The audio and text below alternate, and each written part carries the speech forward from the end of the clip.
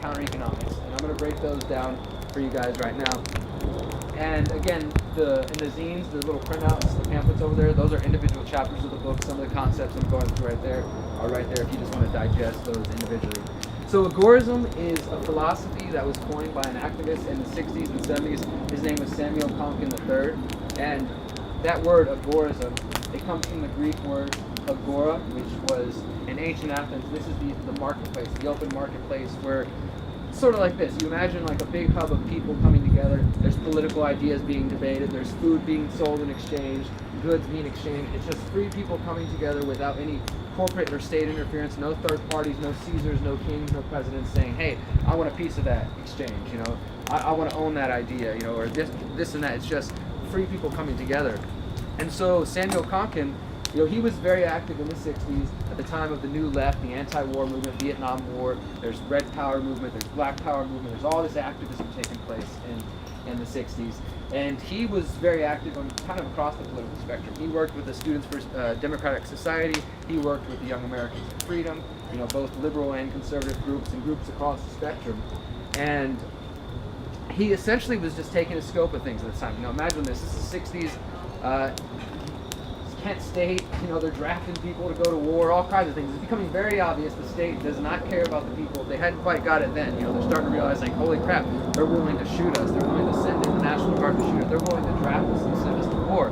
Maybe these people don't care about us. There's all these activists rising up. And within that, Konkin was taking a scope of things and trying to see how could we get to the status quo, to the present, to this envisioned future, this place, what he called the Agora, this place where we could have this ideal world where people could be free to exchange and organize on the communal level and basically create the worlds we want without any interference and without authoritarians trying to tell us how to live our lives. How do we get from here to there? And in his assessment, which I would agree is even more obvious in 2017 than it was in the 1960s, was that political action, namely voting and the electoral process, was not going to achieve the change, the radical change that he was after. This idea that all we need to do is just, you know, we need to vote every 4 years or every 2 to 4 years and replace a person, and once that new president, puppet, whatever you want to call him, is in place, then everything's going to get better. That's an idea that's been proven false time and time again since then. So Konkin was looking at the situation and said, I don't think that real change is going to come through the political process. In fact, he was known for coining different terms in addition to agorism. He came up with other words that some of them have caught on. One of them that he used was what he called partyarchy. The idea that you could use political parties to create anarchy or create freedom. And he had a bunch of different words for it. Basically, he just thought it was inconsistent. He thought if you were actually going to try to achieve change, then you shouldn't try to play within the confines of the oppressor's game. Essentially, think about it like this. They have a board game. It includes the laws, the court systems, you know, all the various tools they have, and they're totally fine with us doing anything that's on that board game. That includes protesting, rallying, you know, petitions, voting. Everything within that scope is fine because you're still playing within the confines of the game. Konkin was saying, okay, well, if we're actually going to achieve change and we don't want it, and we want to create something better than this political system that we've been given, perhaps the method is not going, you know, is not through the political system, but something outside, something completely new. So he rejected electoral politics, he rejected voting. And at the same time, he was looking at the situation and realized that violent action also was not going to be not only unwise, but just inconsistent with the principles that he believed in. And what I mean by this is, you know, again, thinking about Kent State, they sent in the National Guard, they shoot students, you know, they're drafting people for war. That was back then, and he was saying that they already have too much power, they've already got too much weapons, there's no way, even if we thought all we have to do is just, you know, some people think like all you gotta do is throw enough bricks through Starbucks windows or smash enough windows and that's gonna fix things, or all we gotta do is just behead the king and, you know, that'll fix things. These kind of ideas, and we've seen time and time again throughout history. What happens? Some new tyrant comes along to replace them. So not only did Konkin think it was a bad strategy, and I want to add to this, he's writing this in the 60s and 70s. Here in 2000s, I've been to Ferguson reporting, I've been to the Boston bombing, I was in Standing Rock, I've seen their LRAD sound cannons, their lethal weapons, their non-lethal weapons, their tasers, their drones, you know, their beanbag rounds, and I've been hit by these things. Like, they've got more toys than we can imagine. There's, you know, so if somebody thinks like all we got to do is just raise an army and then we'll overthrow them, I don't think that's going to achieve what we're really after either, because again, it's unwise, but also more importantly, it's inconsistent with the principles that I believe in and with Samuel Konkin was promoting, namely the non-aggression principle or self-ownership. And I'll spend a moment on that. Self-ownership, again, when we're talking about this is just the idea that each of us here are free, beautiful people, capable. I fully believe that we have the mental faculties and the capability to decide what is best for each of us. It doesn't mean we all need to agree upon it, you know. So you can date somebody and I might not like the decision. You can smoke or drink something that I might not agree with.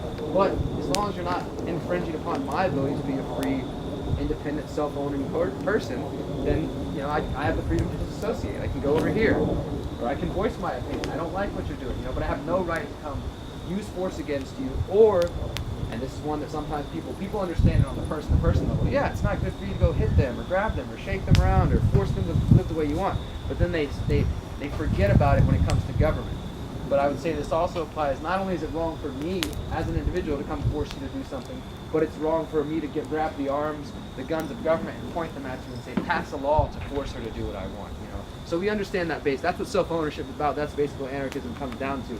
So recognizing that the principle of self-ownership, then you understand that initiatory violence is immoral. It's wrong. So insurrection, the idea of initiating that and trying to okay, all we have to do is just drag everybody to anarchy. You know, we'll force them to be free. It's inconsistent. So again, Konkin was looking at the situation back then, similar to what we have now. He didn't see much hope in the political process and the voting process. He definitely didn't agree with or think that it was wise to take, you know, violent action and to try to overthrow the government. So then if you remove voting, you remove violence, so what are you left with? Most people, I think they would say, okay, well, I guess I'm just resigned to apathy, right? I mean, if I don't vote, then obviously I don't care about this country. And if you're not motivated to violence, then, you know, obviously you don't care about anything. So I guess you just give up. But Konkin instead recognized that that was incorrect. And he presented a third way, another path toward this. You know, instead of staying at the status quo, being apathetic, choosing violence, or just continuing, I guess we'll just keep playing the game and hoping that every year we get a little bit closer to this goal. And he presented a third way, a middle path, which he called counter-economics. So counter-economics is essentially calling for economic direct action, non-compliance to the state's economy. So I'll break that down. Now think about the mainstream economy. It's sometimes known as the white market. This is where the average person, probably most people here, maybe not, work in. This is the, you know, there's a record of your payment. There's a check. There's a federal income tax and a Social Security being taken out of it. This is the mainstream economy, you know. There's a record of it. It's above ground, all that good stuff, right? So that's the mainstream white market status economy. Konkin was saying, once again, if we don't want to work within their system, or if we don't want to just continue to perpetuate their system, perhaps we shouldn't play within the rules of it. And that would mean not voting with it, not trying to, you know, give it legitimacy by playing their game. But also, when it comes to economics, his main goal, his main tactic was, okay, let's defund the system. Let's remove our moral and financial support out of their mainstream white market status economy and redirect it into what he called the counter economy. So think about this, you know, he's coming about in the time of the 60s. So you had the New Left, which was the kind of burgeoning anti-war movement, the hippies and anti-Vietnam War. So they called them the New Left. He called his movement New Libertarianism or Agorism. He was playing on the terminology of the time. You had the counterculture. He called it the counter economy. So he was trying to tap into that same spirit with some of his words. But the counter economy can simply be described as all peaceful, nonviolent economic activity that the state either considers to be illicit or illegal. So what does that mean? That means areas where the state would either prefer you to go get a permit, you know, to go get a license, to go file some paperwork, ask for permission in order to do whatever you want to do.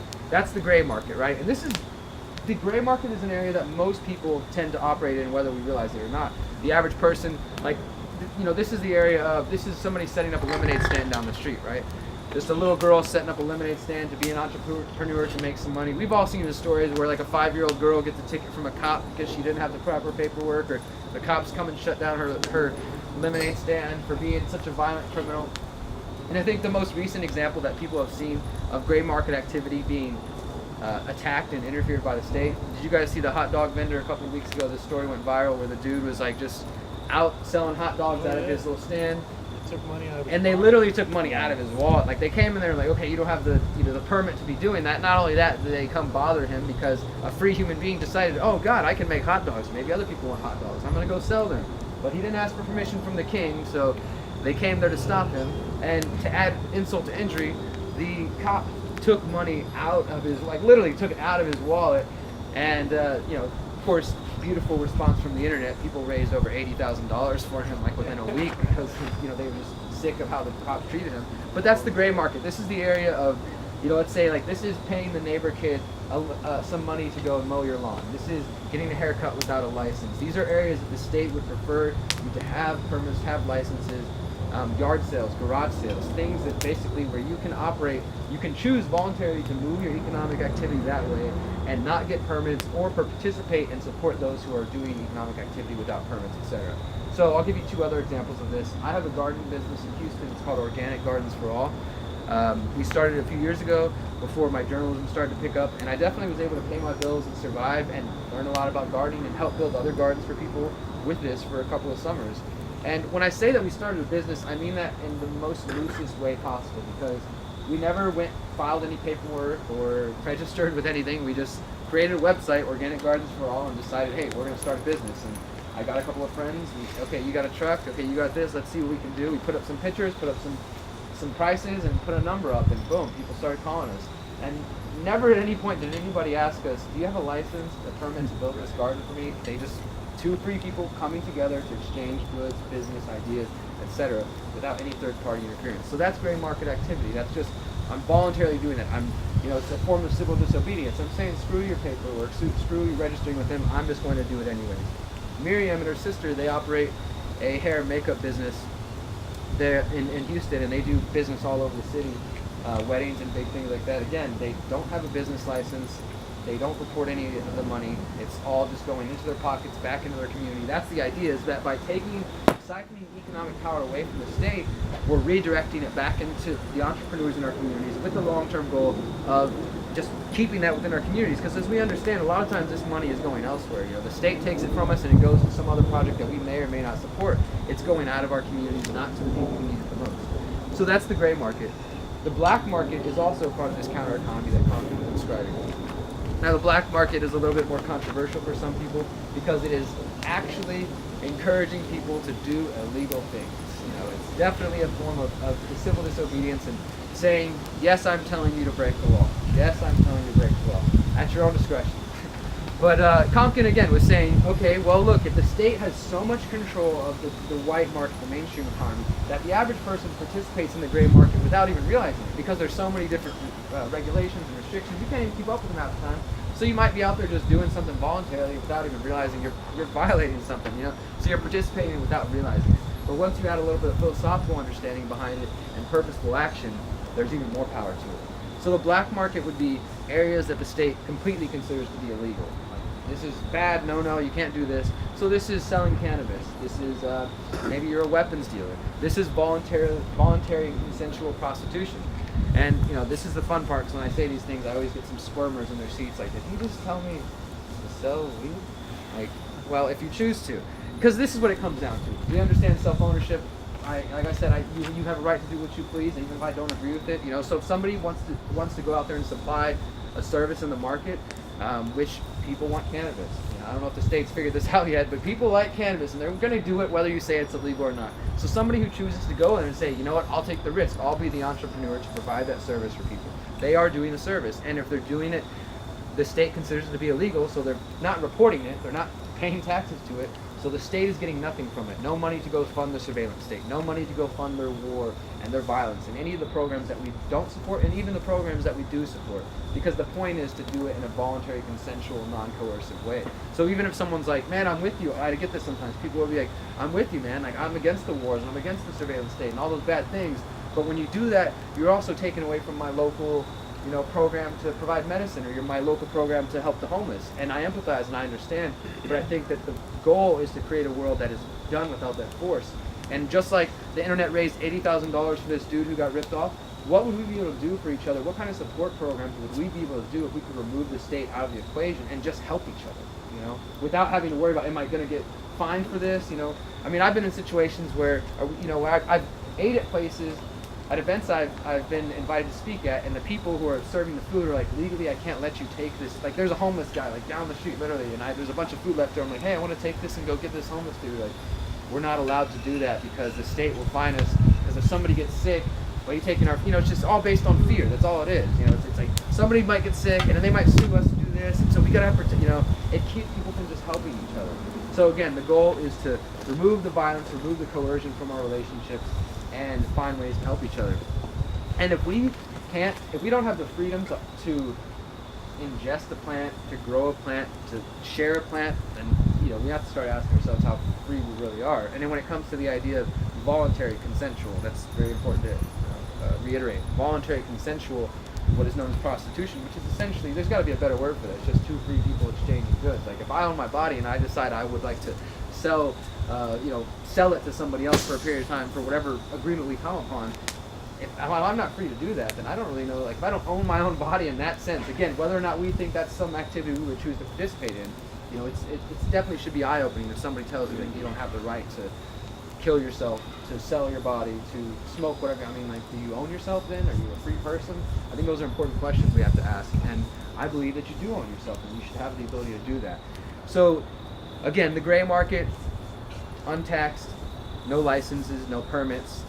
The black market, things that the state says are outright illegal, but you're voluntarily doing this, you're moving your economic support and your moral support. Now, the fullest extension of this philosophy would be then to not even be using the state's currency, right? Because even if you're doing, like, you're doing a gray market hair business or gray market garden builds, the people at the end of the day, they're still paying you with Federal Reserve, right? And so what am I doing? I'm feeding into the Federal Reserve system. And this was the whole goal of Agorism. Konkin recognized that we have to play outside of their game, not play within the rules that they provide us. But if we actually wanted to escape and create something new, don't vote them out, don't violently overthrow them, compete with them directly by building something new. And that's what it is. Like, we start exiting. The goal is to see this mass exodus of people taking their economic, their finances and their economic power out of that system, and eventually in the long term start building counter institutions that can actually replace and compete with these things. And I'm talking about being able to compete directly with the police, being able to compete with healthcare, all the services that we've become accustomed to in the long run. Because the change that I'm seeking and what I'm promoting is definitely, this isn't going to happen tomorrow, you know, and it's not going to happen with the pull of a lever or the press of a button. Those are the easy things, the lies they tell you, that all you got to do is just vote for this person and they'll fix everything. Or just go be violent and act out that aggression, that, you know, get that out of you and things will get fixed. The truth is that change isn't easy, and that it's going to take each of us doing a lot of internal work and physical work and taking steps towards the things we want to see, and being patient, being persistent, and encouraging people and showing people the value of these ideas. That's where real lasting change comes from. The other change is just a lie they sell us, that it's going to happen overnight or it's going to happen with a vote or things like that. So I'm thinking generationally, I'm thinking long term, I'm thinking about how we can start to remove power from them rather than just bitching at them and protesting and you know, hoping that somebody's going to come along and fix it through a vote. We start taking the power that we have, which is basically where we spend our money, what type of money we spend, and to understand economics, everything is an economic decision. The person you choose to talk to, if you choose to sit here and I have a conversation with you, that's our time. Time is money. Time is valuable. So we're making an economic decision to have a conversation and to be in each other's presence. That's a valuable thing. So recognize that you are choosing and voting every single day with your actions, with the things you do on a regular basis. It's not just, you know, when they tell you it's time to vote. So when Konkin was describing this strategy, and again looking over to this ideal place, this agora that he envisioned, he described in the books, he describes a 4-stage process that he kind of envisioned society would pass through. And he's writing this 60s, 70s, 80s. He died in 2004. So he died before, you know, I don't know if you guys really can understand, if you stop for a moment and pause, and I think usually people who are even older than I am can understand that, like, the world's changed a lot in the last 10 years. I mean, it's been a very rapid change. You know, so Konkin died in 2004. He didn't get to see how integrated social media has become to our lives, or cryptocurrency, Bitcoin, you know, all these things. But he predicted a lot of them in his books. And back then, he was talking about, you know, when he's writing about computers, this is when computers were still like the size of the entire wall. But already many people, including him, being a sci-fi fan, recognized that technology could play a role, and probably would play a role, in freeing people and decentralizing our lives and helping us pull away from centralized institutions like government and corporations. So he described this process where more people would slowly start exiting the status system, and we start seeing pockets of agorism, these pockets of counter-economic activity happening, and eventually this creates a parallel network that can actually compete directly with the state. Not so we can replace it and become the new ones in charge, but so that people can be free to decide how they want to organize and how they want to arrange their lives. And he talked about technology's role in this, and the beautiful thing is it started to happen. I'm going to give you guys a few examples of examples of apps and technology that are already applying this decentralized method and give us opportunities for counter-economic agorist activity. So some of the most popular, well-known ones are Uber and Lyft. Uber and Lyft, of course, are supposed to be decentralized ride-sharing apps. I don't think that they are the fullest extension of this philosophy. I think they're a step in the right direction, and I'll tell you why. Well, for one, somebody like me who has no bank account, and I don't have a bank account because the banks robbed all of us, and I think that should be, it's again, my words are not a judgment on anybody else, they're just a recognition of what's valuable for me. And for me, it doesn't make any sense to keep working with these banks who I know are robbing people all the time. So that's just me. So I don't have a bank account, I don't have a credit card, I haven't paid taxes in 7 years. Uber and Lyft, they require to have a credit card on file, So it basically renders someone like me totally useless. But not only that, when it comes to these ride-sharing apps, they're also not as entrepreneurial as they promote themselves. So the drivers are discouraged from developing their clientele list. Like, you can't just give someone your car and be like, hey, next time you need a ride, call me up. They have to go directly through the app, and that means the app gets to set the price, and they get to set the currency, obviously the US dollar, the Federal Reserve note. So that whole system is keeping people within the confines of that. It's also, so it's like a step in the right direction. It's slightly decentralized, but there's still a third party involved in that. And you could argue, well, these are people using the company's app, so they have to play by the rules. And that's true. But thankfully, there are people who think like me and who want to keep going this decentralized direction, and there's already alternatives to Uber and Lyft. One of them is called Arcade City, and they're working on an app soon, but right now they have Facebook groups. If you go search on Facebook, Arcade City Philadelphia, I'm sure you'll find a group. They're all around the country. They started in Texas, and they're going to roll out their app soon. But basically, a lot of these people are ex-Uber and Lyft drivers who kind of got sick of dealing with different regulations and just nonsense from both the cities and the companies. And so they started Arcade City. So you just go into this Facebook group, you'll see drivers and you'll see riders, and you post, hey, I'm here at this location, I'm trying to get downtown. Somebody will respond and say, okay, I think I can do that for 20 bucks. You guys come to an agreement, so the driver gets to set their own price, and perhaps the rider says, hey, have you ever heard of this thing called Bitcoin? Maybe we could trade an alternative currency. And then there you go, you're participating in the counter economy. There's no taxes being taken out of it, it's not feeding some machine, and possibly you're doing it in a completely different currency, not supporting the centralized system. So that's Arcade City. Another one that's an alternative to Uber and Lyft is called Self 411. And Self 411 is useful for many different things, but they recently added a ride-sharing application to it. So I'll tell you a little bit about Self 411 and how it applies to this decentralized lifestyle, how it works into the agorism and the counter economics. It's basically a private, user-based alert system. So similar to calling 911, for example, when you call 911, who do you get? You get the cops, right? Well, many of us are kind of afraid of calling the cops sometimes, or just sometimes the cops come and things get worse. Maybe we want to rely on our communities instead. So with Self 411, you get to create cells, which is going to play into what we're talking about, what we call freedom cells. So you get to create cells, right? So imagine everybody here right now signed up for Self 411. You've got your Philly cell, right? And if any of y'all are in an emergency, you use this app, and there's a little dial. You press it, and it'll say, okay, what is your emergency? And it'll say, I'm being bullied. I've been pulled over. I got a flat tire. Whatever. There's a list of different emergencies. It can also be a general alert that you send out. You send that button, and then it goes out to everybody who's in your cell. And then whoever's nearby can come render aid, help you change the tire, or maybe you got pulled over by a cop and you just want somebody to put a camera on you so you feel a little safer. The idea, though, is that we start having these support groups. We're not going and leaning on them, depending on them. We're actually coming and rendering aid and helping each other. And as part of that, Self 411 also has a ride sharing, where one of the alerts is, I need a ride. And then so anybody else in the system can get that alert, they can respond and say, hey, yo, I'm in the area, what do you need? And then three people come together, they make an agreement, and it happens. So, and you can also live stream directly through the app too. So if somebody sends that alert and it's like, hey, there's a cop pulling me over, I need some eyes on me to feel safe, live stream right through the app. So very great tool. Self 411.